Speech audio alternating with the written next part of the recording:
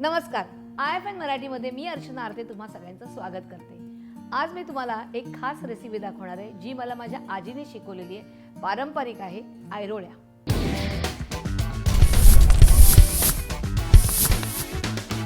आयरोळ्यासाठी आपल्याला लागणार आहे, आपण घेतोय इकडे 1 वाटी गव्हाचं पीठ, अर्धा वाटी चण्याचं पीठ, पाव वाटी रवा।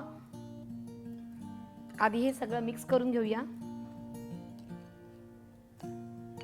त्याच्यामध्ये आपण घेतोय 3 ते 4 टेबलस्पून गूळ किसून घेतलेला आहे आपण, आणि अर्धा चमचा वेलची पावडर। ह्याच्यामध्ये आपण घालतोय भिजेल तेवढं नारळाचं दूध, घट्ट नारळाचं दूध घेतलं इकडे आपण, आणि हे मिक्स केल्यावर साधारण अर्धा ते 1 तास हे बाजूला ठेवायचं आहे, कारण रवा आहे त्याच्यामुळे तो रवा भिजला गेला पाहिजे। छान असं मिक्स झालेलं आहे, अशी कन्सिस्टन्सी पाहिजे तुम्हाला। आणि ह्याच्यामध्ये आपण रवा घातलाय त्यामुळे आपण अर्धा तास असंच ठेवायचं आहे, त्यामुळे अगोदर मी दुसरं करून घेतलेलं आहे, तर आपण ते घेऊया आणि हे बाजूला ठेवूया।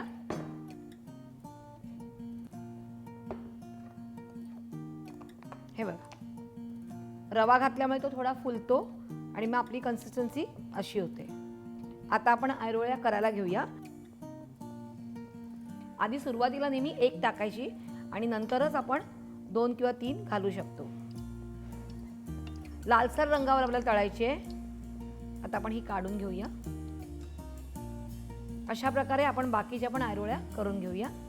अशा प्रकारे आपल्या आयरोळ्या तयार आहेत। ह्या माझ्या आजीने सांगितल्या त्याप्रमाणे मी केल्या, पण तुमची कदाचित पद्धत वेगळी असेल, तुमचे शेप्स वेगळे असतील, तुम्ही कदाचित थोडंसं तूप घालाल आणि मग कराल, अशी वेगवेगळी पद्धत असेल, तर ही तुम्ही करून बघायची आहे आणि मला कळवायचं आहे। आणि IFN मराठीला लाईक, शेअर आणि सबस्क्राईब करायचं आहे।